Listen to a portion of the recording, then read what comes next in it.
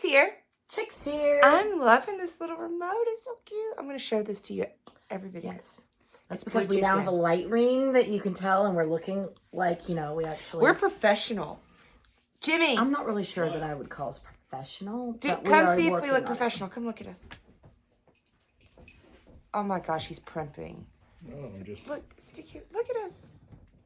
Yeah. Looks good. Look at my little remote. Y'all always look good. Good answer. It's your attitude and demeanor we're trying to work on.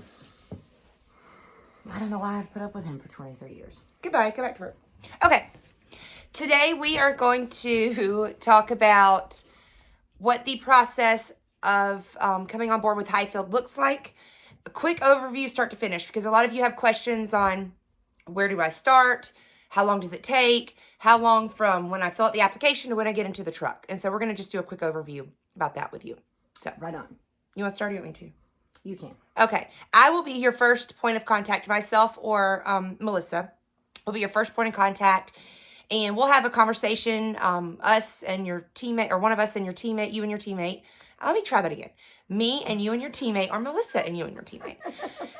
We'll all jump on a call, make sure that, you meet all the requirements, which are CDL Class B. Of course, Class A is fine, but a Class B, make sure you have the necessary endorsements, hazmat, tanker, passport, etc. Again, these are all recommended, not required. Right. But we'll have just a conversation, kind of see what you're looking to do when you're looking to make the transition.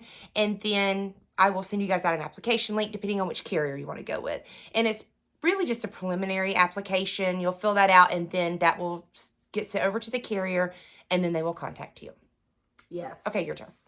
So then the carrier is going to do their basic qualifications. They're obviously going to pull your driving record, your criminal history, employment history.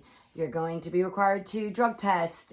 You'll be required to have an up-to-date DOT physical or your medical card that all of you, if you have a CDL, already have.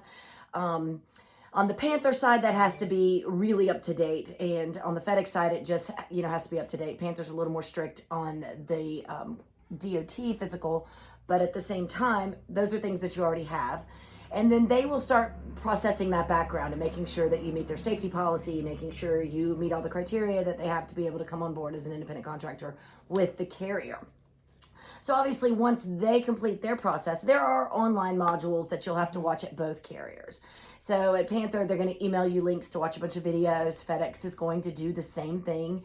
A lot of common sense information, a lot of stuff you already know, but it's the carrier's way of making sure that you agree to and adhere to their policies, because you ultimately will be driving for the carrier and just leasing the equipment on with Hyfield.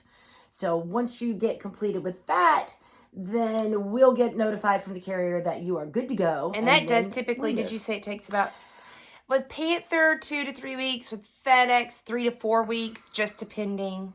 With FedEx, you will have to participate in what's called a white glove orientation. It is required by the carrier because of the nature of the freight that we haul with them.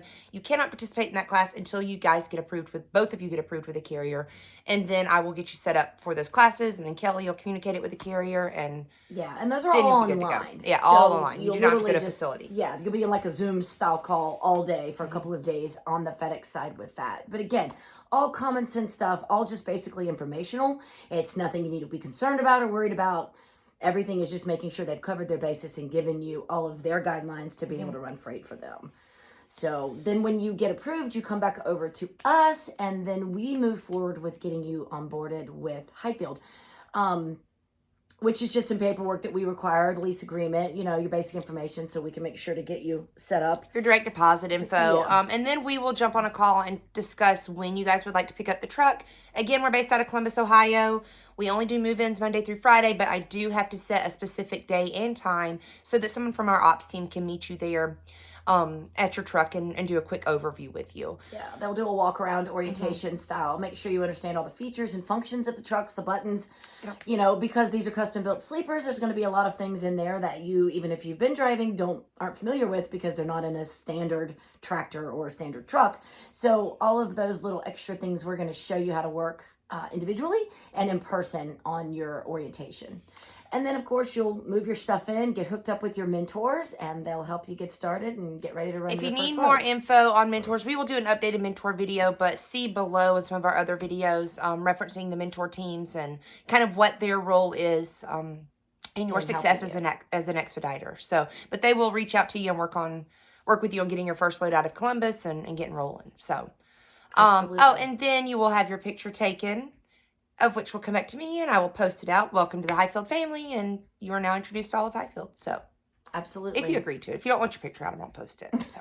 That's true. But anyway, okay, that's it. Start to finish. Yeah. Quick So, overview. Depending the biggest holdup that we have that delays teams is typically your employment verifications from your previous employers. So if you've got good employees in the past that are quick to answer that, but that tends to be the one thing that holds up, and that's just If you're how you on get that it. kind of level with them, you could, once you get to that point, maybe give them a little nudge, give them a call and say, hey, we're just waiting on this. Some of them are not so flexible, but if you have a good relationship, you can push it along a little quicker. And of course, just being as diligent as possible is getting your stuff into the carrier. So, Absolutely. It goes faster the more on top of the process you stay as applicants to follow and make sure you get everything done as quickly as possible. So that's about it for that. that's it. Start to finish. Give me a call. Schedule an appointment. I'll include links and phone numbers and All that good stuff. all that good stuff. Let's talk. Bye, guys.